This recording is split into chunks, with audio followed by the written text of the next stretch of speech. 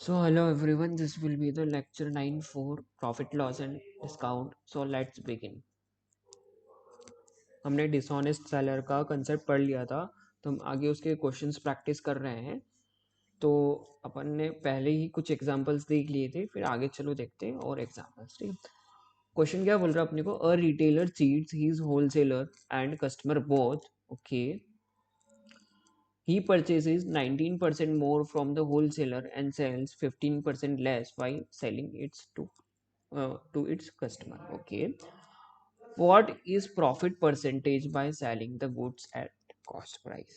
ठीक है, तो इसमें क्या बोल रहा है ना कि कस्टमर क्या, रिटेलर क्या कर रहा है ना, जब वो होलसेलर से खरीदता है ना, तो वो क्या कर रहा है ना, 19% ज्यादा है ना चुपके से ले लेता है। और फिर क्या कर रहा है ना कि जब वो बेच रहा है, कस्टमर को सेल कर रहा है, तो उसको है ना 15% कम क्वांटिटी दे रहा है और बोल रहा है कि भाई मैं तुमको तो है ना कॉस्ट प्राइस पे दे रहा हूँ, पर उसको क्या कर रहा है ना थोड़ी सी क्वांटिटी निकाल रहा है। तो मान लो कि वो 100 रुपए की कितनी 100 ग्राम क्वांटिटी आती है, ठीक है, तो वो 100 रुपए की कितनी क्वांटिटी ले रहा है, उसमें 19% ज़्यादा, यानी कि 100 ग्राम प्लस 19 ग्राम, ये कितना हो गया, 119 ग्राम ले रहा है। ठीक है, उसके लिए कॉस्ट प्राइस है ना कितनी होगी, 100 रुपए में 119 ग्राम होगी। ठीक है, ये होगी कॉस्ट प्राइस। अब वो क्या बोल रहा है ना कि सेलिंग प्राइस बोल रहा है कि भाई मैं तो कॉस्ट प्राइस पे बेच रहा हूँ, पर वो क्या कर रहा है ना कि 15% कम, यानी कि 100 ग्राम में से 15 ग्राम अगर कम हटाए, तो 100 रुपीज में वो कितने 85 ग्राम्स बेच रहा है। ठीक है, तो अब आगे देखते हैं कि फिर ये क्वेश्चन में क्या होता है। तो कॉस्ट प्राइस अपनी कितनी थी, 100 रुपीज, और वो क्वांटिटी कितनी थी, 17 × 7 119। ठीक है, 119 को अगर आप 17 से डिवाइड करोगे तो 7 आया। और 100 रुपीज में वो सेलिंग प्राइस कितनी थी, 100 रुपए में वो कितनी बेच रहा है, 17 × 5 ग्राम। तो क्वांटिटी अपने को प्रॉफिट या लॉस कंपेयर करने के लिए हमेशा सेम बनानी होती है, तो यहाँ पे अपन 5 से मल्टीप्लाई करेंगे, क्योंकि यहाँ पे 17 पहले से कॉमन है और यहाँ पे 7 है, यहाँ पे 5 नहीं है, तो अपन यहाँ पे पहले एक 5 दे देंगे, है ना। और नीचे अपने पास क्या है, 5 है तो 7 नहीं है, तो यहाँ पे अपन 7 से मल्टीप्लाई कर देंगे, तो दोनों के पास सेम क्वांटिटी आ जाएगी। तो 500 रुपीज में उसको कितना क्वांटिटी आ रही है, 17 × 7 × 5 ग्राम्स उसको क्वांटिटी मिल रही है। और 700 रुपीज में उसको कितनी क्वांटिटी बेच रहा है वो, 17 × 5 × 7 ग्राम। तो अब क्वांटिटी सेम हो गई, अब प्रॉफिट और लॉस अपन कंपेयर कर सकते हैं। 500 रुपये में कोई चीज खरीदी और बेच रहा है 700 रुपये में, तो उसको 200 रुपये का प्रॉफिट हो रहा है ना। तो प्रॉफिट कितना हो रहा है, 200 रुपये का, कितने पे, 500 रुपये पे। परसेंटेज निकालने के लिए 100 से मल्टीप्लाई कर देंगे, इसकी वैल्यू कितनी आई, 2 जीरो से 2 जीरो और 2/5 आया है। तो 1/5 की वैल्यू थी 20%, 2/5 की वैल्यू हो जाएगी 40%। ठीक है, और फिर नेक्स्ट क्वेश्चन पे पढ़ते हैं अपन।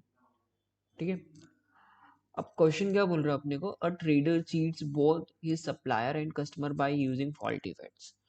When he buys from the suppliers, he takes 10% more than the indicated. ठीक है, when he sells to his customer, he gives to a customer a weight such that 10% of that is added to the weight. The weight claimed by trader is obtained. If he charges the cost price of the weight that he claims, what find his profit percentage। तो जो trader है ना, अपने wholesaler को cheat कर रहा है और कस्टमर को भी चीट कर रहा है। होलसेलर से जब वो खरीद रहा है ना, तो 100 रुपीज में 100 ग्राम्स खरीद रहा है ना, पर वो उसको बिना बताए 10% और, यानी कि 10 ग्राम्स एक्स्ट्रा ले रहा है, तो 100 रुपीज में वो कितना ले रहा है, 110 ग्राम्स वो खरीद रहा है। ठीक है, अब बात आ रही सेलिंग प्राइस की। तो सेलिंग प्राइस में वो है ना क्या बोलते हैं, इस तरीके से बेच रहा है ना कि मान लो कि उसने सामने वाले ने मांगा है कितना, 100 ग्राम्स, है ना। तो इस तरह के एक्स ग्राम्स दे रहा है, तो अगर एक्स ग्राम के साथ एक्स ग्राम का 10% ऑफ और ले ले, तो सामने वाले ने जितनी भी क्वांटिटी मांगी है ना, उसको ये ना ये उतनी क्वांटिटी मिल जाएगी, ठीक है। तो वो इस तरीके से क्या बोलते हैं ना, सेलिंग प्राइस में क्वांटिटी दे रहा है कि अगर वो है ना, सामने वाले ने मान लो कि है ना 100 ग्राम्स क्वांटिटी मांगी है, तो वो एक्स ग्राम क्या बोलते परचेज कर रहा है इस तरीके से कि एक्स ग्राम का 10% और ले लेना, तो कस्टमर ने जितनी डिमांड करी है उसको उतना क्वांटिटी मिल जाएगी, कितने 100 रुपए में, ठीक है।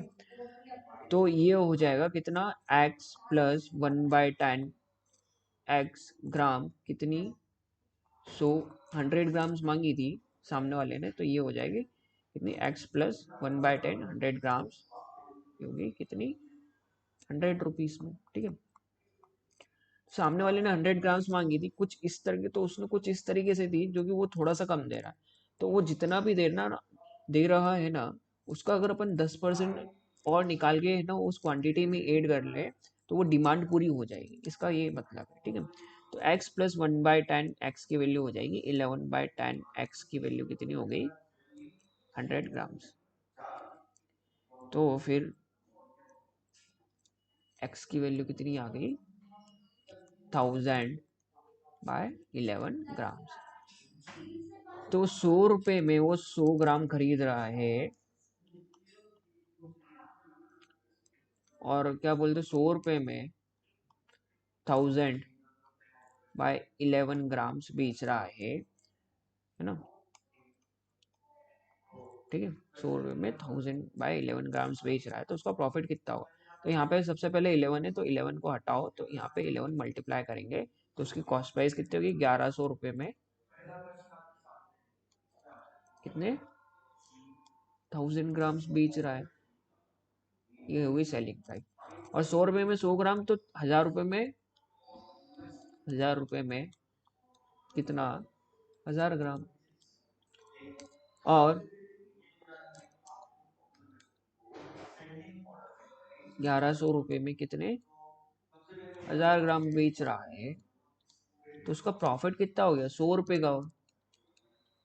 अब उसकी कॉस्ट प्राइस कितनी थी 1000 रुपीज, तो उसका प्रॉफिट परसेंटेज कितना हो जाएगा, profit percentage equal to 100/1000 into 100, ये हो गया 10%। एक मिनट में चेक कर लो इसको।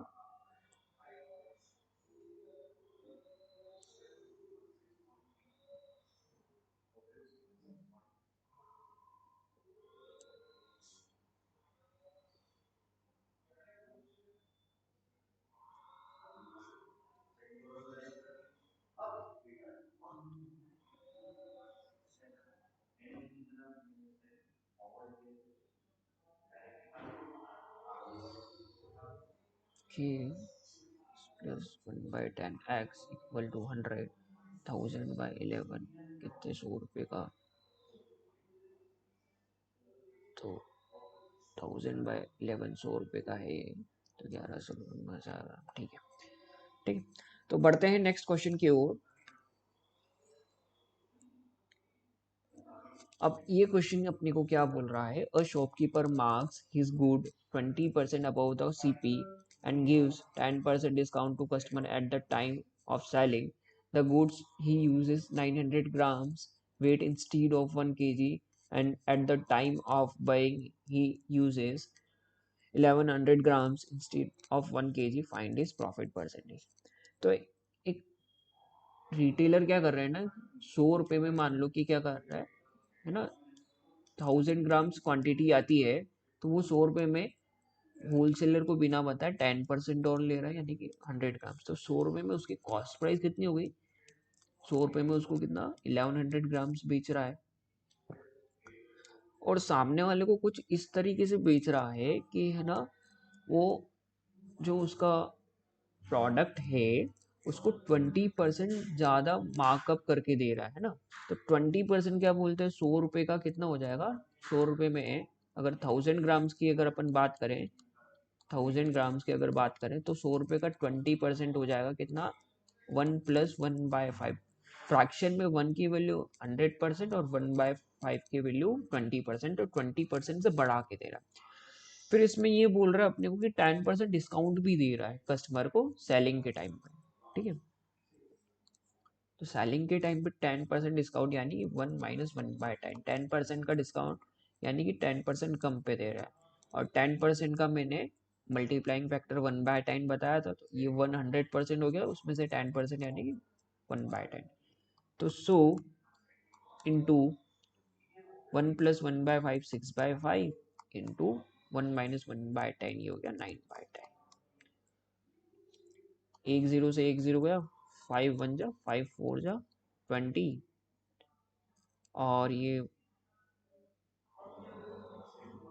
सॉरी 5 2 जा 10 के, 2 6 जा 12, 12 9 जा 108। तो 108 रुपये में कितना वो बोल रहा है, 108 रुपये में कितना बेच रहा है वो, 1000 ग्राम। पर एक्चुअल में क्या हो रहा है ना कि वो सामने वाले को 1000 ग्राम बोल रहा है, पर एक्चुअल में वो 900 ग्राम्स बेच रहा है 108 रुपये में, ठीक है। तो 900 ग्राम्स अगर 108 रुपये में बेच रहा है, तो 100 ग्राम की कॉस्ट प्राइस कितनी हो जाएगी, 9 से अगर दोनों तरफ कैंसिल करें तो 100 ग्राम की कॉस्ट प्राइस कितनी हो गई, 12, ठीक है। तो 12 रुपीज में 100 ग्राम, और अपने क्या बोलते हैं कॉस्ट प्राइस कितनी थी उसकी, 100 रुपये में 1100 ग्राम। कॉस्ट प्राइस थी कितनी, 100 रुपये में 1100 ग्राम, 1100 ग्राम, और सेलिंग प्राइस कितनी होगी अपनी, 12 रुपीज में 100 ग्राम्स। तो 11 क्वांटिटी सेम बनाते हैं ना अपन हमेशा प्रॉफिट या लॉस कंपेयर करने के लिए, तो 1100 ग्राम्स की सेलिंग प्राइस कितनी हो जाएगी, 12 × 11, ये हो गया 100 × 11 ग्राम। तो ये हो गया 132 रुपीज में कितना, 1100 ग्राम्स। 1100 ग्राम्स उसने खरीदा 100 रुपीज में और बेच रहा है 132 रुपीज में, तो उसको कितना 32 रुपीज का प्रॉफिट हो गया। प्रॉफिट परसेंटेज निकालने के लिए क्या करेंगे, प्रॉफिट अपन में कॉस्ट प्राइस यानी कि 100 × 100, तो प्रॉफिट परसेंटेज ओवरऑल उसका कितना हो गया, 32% का।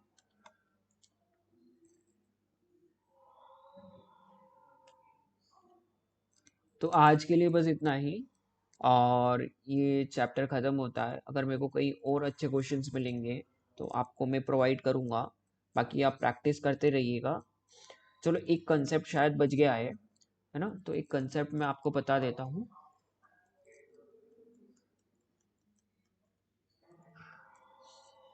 तो एक नंबर है 100 मान लो, अपन उसको क्या कर रहे हैं ना कि मैंने ओला अप्रोच बताई थी, एक और अप्रोच बता रहा हूँ मैं, उसको 10% से बढ़ा रहे हैं, फिर 20% से बढ़ा रहे हैं, ठीक है।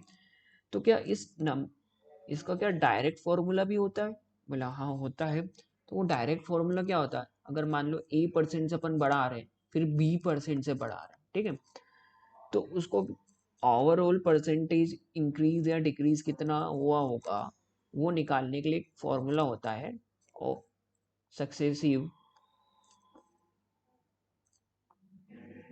परसेंटेज चेंज का फॉर्मूला क्या होता है, A + B + AB/100, ठीक है। तो पहले 10% से बढ़ रहा है, फिर 20% से, प्लस ये हो जाएगा 10 × 20/100, 10 + 20 कितना हो गया 30, और ये हो जाएगा कितना 2, तो +2, यानी कि ओवरऑल 32% का क्या बोलते हैं इंक्रीज हुआ है। अब मान लो कि मैं 20% से इंक्रीज कर रहा हूँ, फिर 10% से डिक्रीज कर रहा हूँ,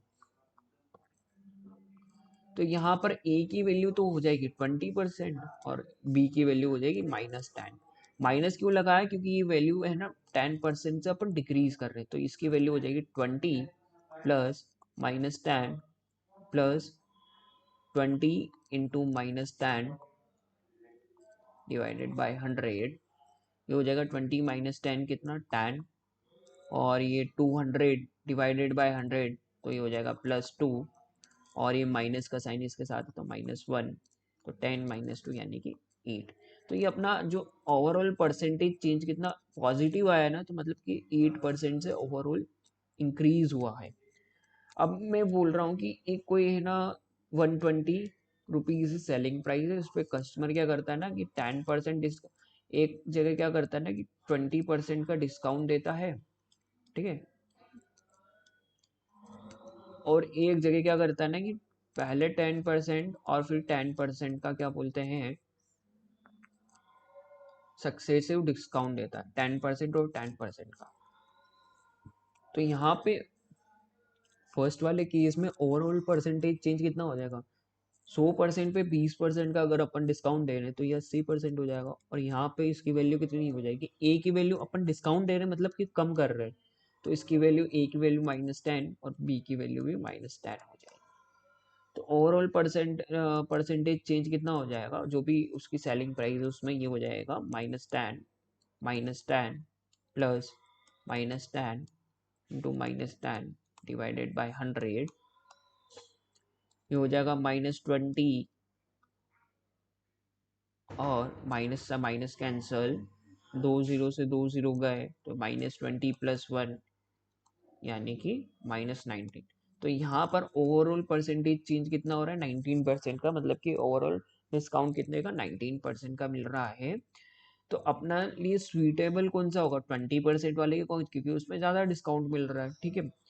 तो ये कंसेप्ट है ना, आप डायरेक्ट ये वाला जो फॉर्मूला है A+B+AB/100